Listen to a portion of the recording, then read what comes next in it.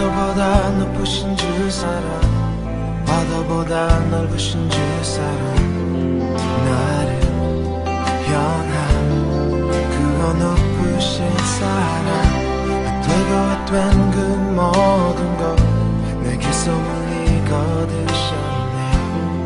나의 수지 찬양되었네. 하늘보다 높으신 주 사랑, 바다보다 넓으신 주 사랑, 나를 향한 그거 높으신 사랑, 되고 된 그 모든 것 내게 소문이 거두셨네. 나의 수지 찬양되었네. 영원히 감사드리니 주님의 그 은혜, 나 찾아주신 그 사랑, 오 주님의 전부. 사랑해요, 경배해요, 나 주 위에 살리. 영원토록 지시하신 주 사랑을 전하니. 하늘보다 높으신 주 사랑, 바다보다 넓으신 주 사랑, 나를 향한 그거 높으신 사랑, 되고 안 된 그 모든 것 내게 소문이 거두셨네. 나의 수지 찬양되었네. 영원히 감사드리니 주님의 그 은혜, 나 찾아주신 그 사랑, 오 주님의 전부. 사랑해요, 경배해요, 나 주 위에 살리.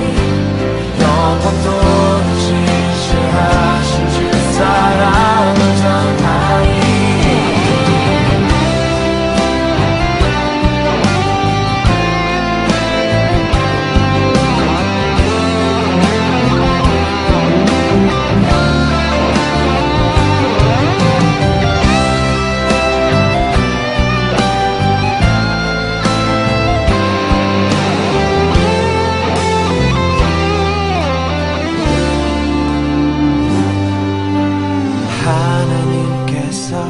세상을 사랑하사 독생자를 주셨으니 믿는 자는 영생을 얻으리.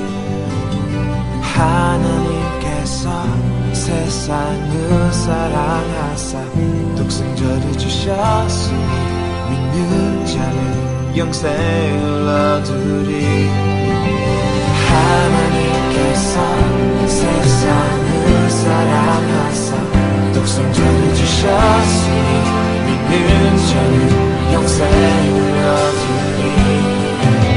하나님께서 세상을 사랑하사 독생자를 주셨으니 믿는 자는 영생을 얻으리. 하나님께서 세상을 사랑하사 독생자를 주셨으니 믿는 자는 영생을 얻으리. 하나님께서 세상을 사랑하사 독생자를 주셨으니 믿는 자는 영생을 얻으리.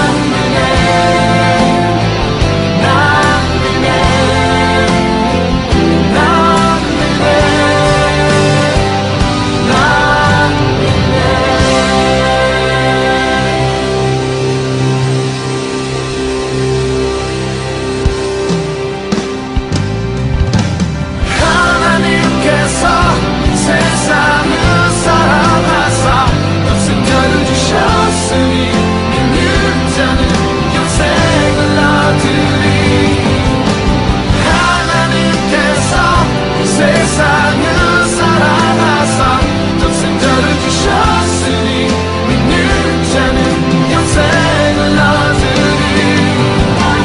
하나님께서 세상을 사랑하사 독생자를 주셨으니 믿는 자는 영생을 얻으리.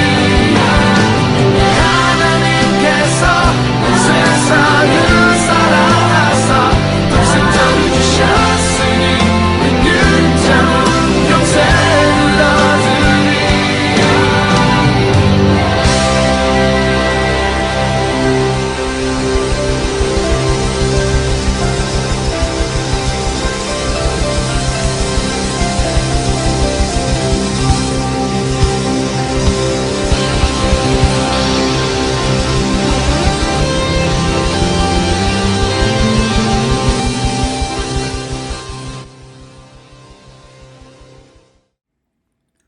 오늘 우리에게 주신 하나님의 말씀은 에베소서 1장 3절에서 6절까지의 말씀입니다.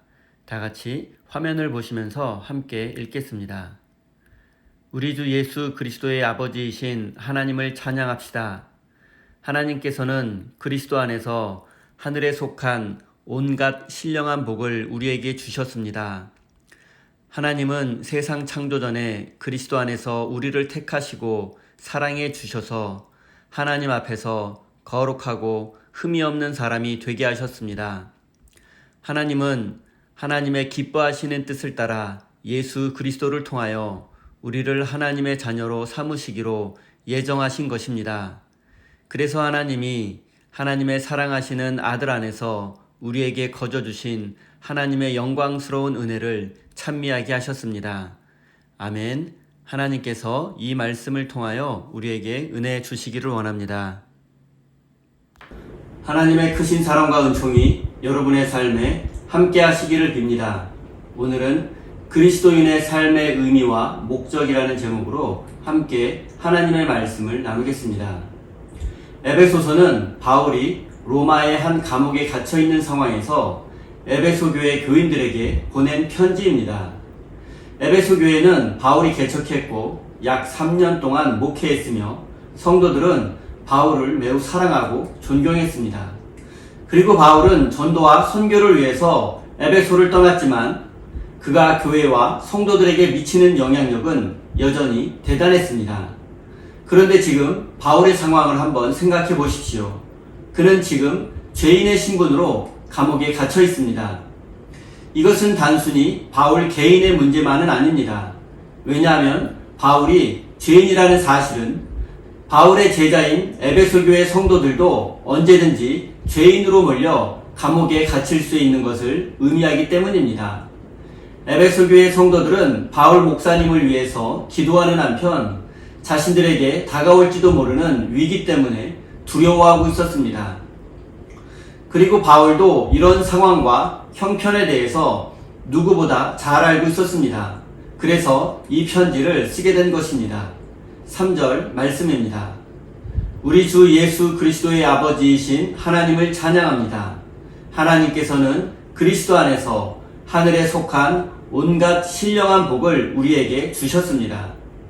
바울은 불안과 두려움 속에서 흔들리는 믿음을 붙잡고 있는 에베소 교회 성도들에게 그리스도 안에서 우리에게 하늘에 속한 온갖 신령한 복을 주신 하나님을 찬양한다고 고백합니다.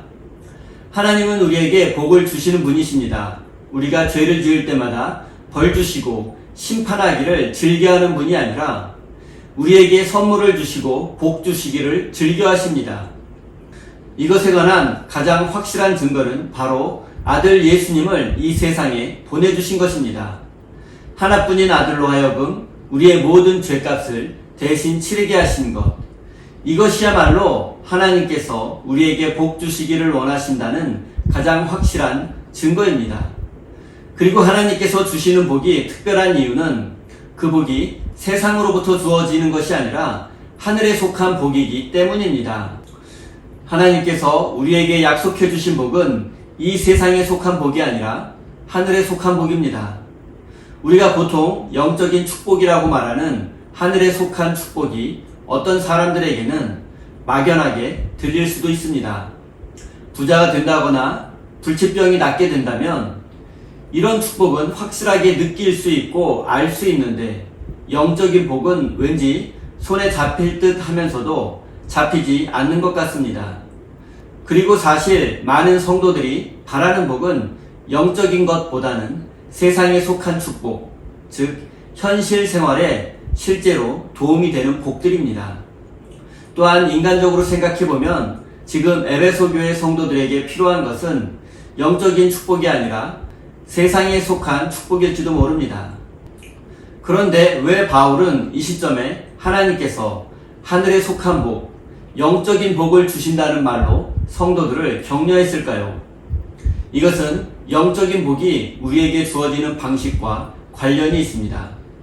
우리가 영적인 복을 받을 수 있는 유일한 길은 바로 우리의 삶이 예수 그리스도 안에 머물러 있을 때입니다.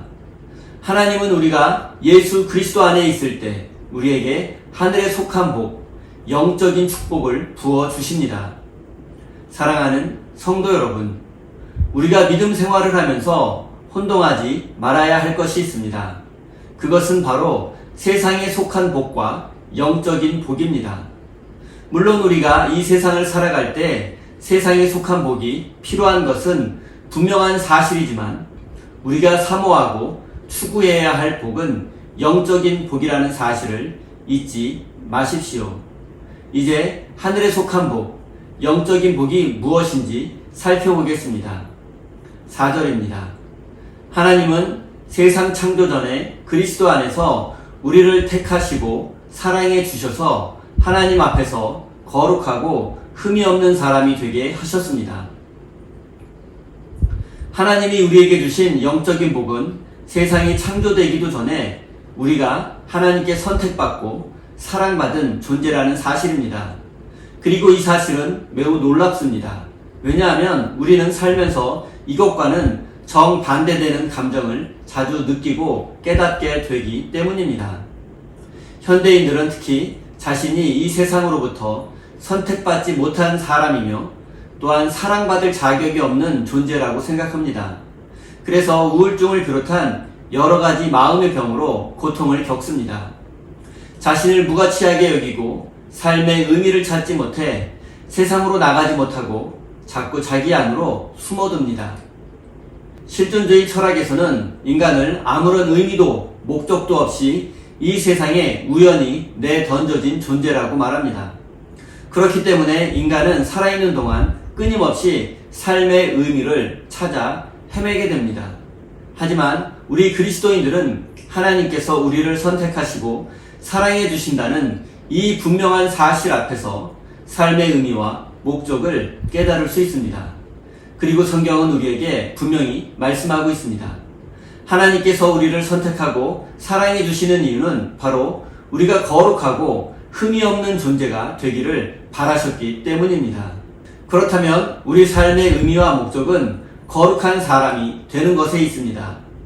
우리가 삶의 의미를 깨닫고 거룩한 존재가 되기를 결심해도 그것이 한순간에 이루어지지는 않습니다. 어쩌면 우리가 천국에 가는 그날까지 거룩한 존재가 되지 못할 수도 있습니다. 하지만 분명한 것은 우리가 거룩한 사람이 되는 것을 삶의 목적으로 삼고 그것을 추구해야 한다는 것입니다. 우리는 어제보다 오늘 그리고 오늘보다 내일 조금씩 더 거룩한 존재로 변화되어야 합니다. 영적으로 성숙해져야 합니다. 우리가 거룩한 존재로 변화되는 그 과정 속에 삶의 의미가 담겨 있고 영적으로 성숙해져가는 그 과정 속에 참된 구원의 기쁨을 누릴 수 있습니다. 사랑하는 성도 여러분, 만약 우리가 거룩한 삶을 포기한다면 우리는 바로 인생의 길을 잃어버리게 될 것이고 방황할 수밖에 없습니다.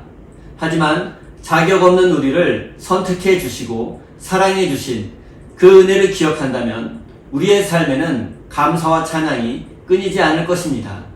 이 사실을 기억하시고 하나님의 은혜에 보답하는 거룩한 삶을 추구하시기 바랍니다. 5절 말씀입니다. 하나님은 하나님이 기뻐하시는 뜻을 따라 예수 그리스도를 통하여 우리를 하나님의 자녀로 삼으시기로 예정하신 것입니다. 사도 바울은 하나님께서 우리를 예수 그리스도를 통하여 하나님의 자녀로 삼으실 것을 예정했다고 말씀합니다.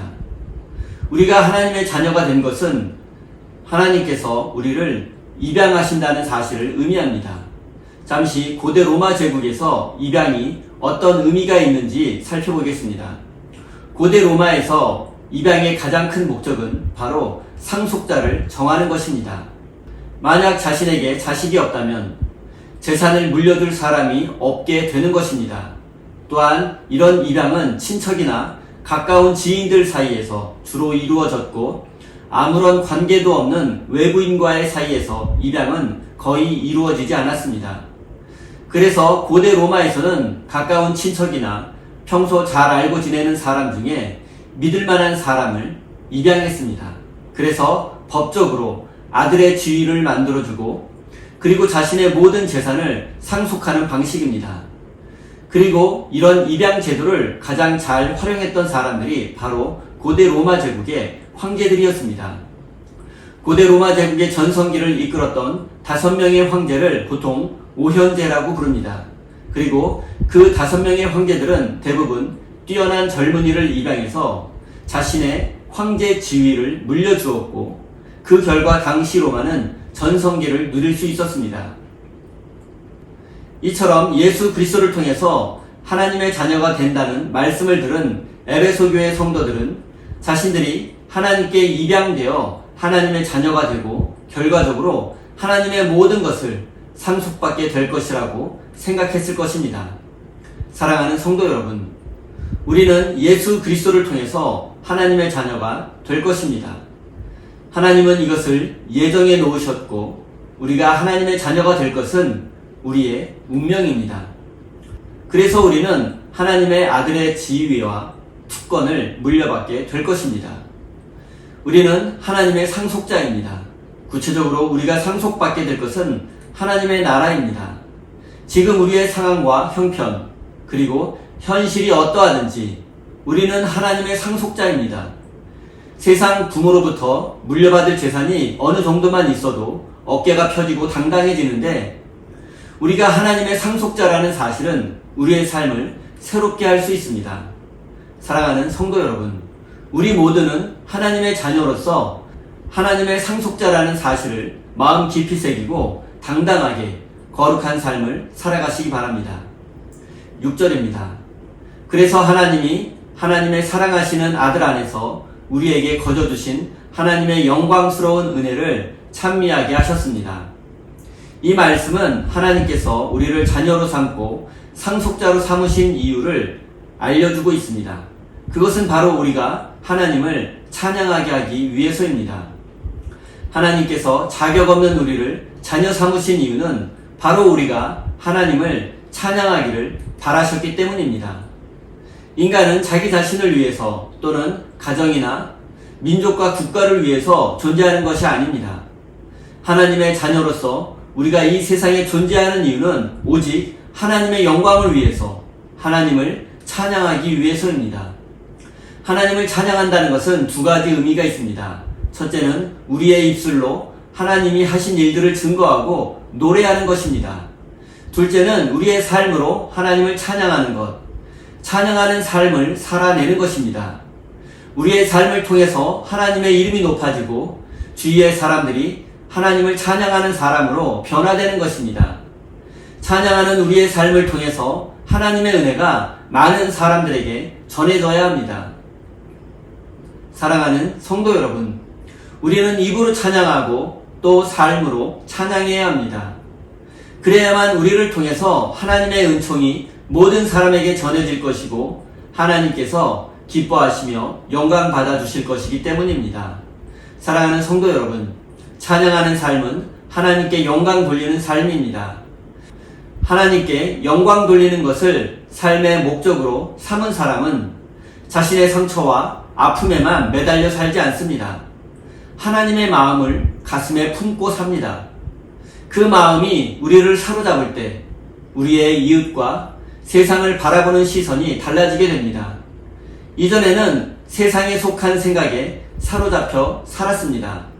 탐욕, 교만, 그리고 분노와 인색함, 시기심이 우리를 지배했고 하나님에 대한 원망 속에서 살았습니다. 하지만 하나님께 영광 돌리는 것을 삶의 목적으로 삼은 사람은 생명과 평화 그리고 정의를 추구하게 됩니다. 사랑하는 우리 세임교회 성도 여러분, 우리는 하나님의 놀라운 은혜로 하나님의 자녀가 되었고 상속자가 되었습니다. 그래서 우리는 거룩한 삶, 하나님께 영광 돌리는 삶을 살아내야 합니다. 이것이 우리의 삶의 의미와 목적이 되어야 합니다. 거룩한 삶, 하나님께 영광 돌리는 삶을 통해서 삶의 의미와 목적을 깨닫고 진정으로 자유와 기쁨 속에서 살아가는 복된 인생이 되시기를 예수님의 이름으로 축원드립니다. 우리 다 함께 주신 말씀 가슴에 새기며 기도의 자리로 나아가겠습니다.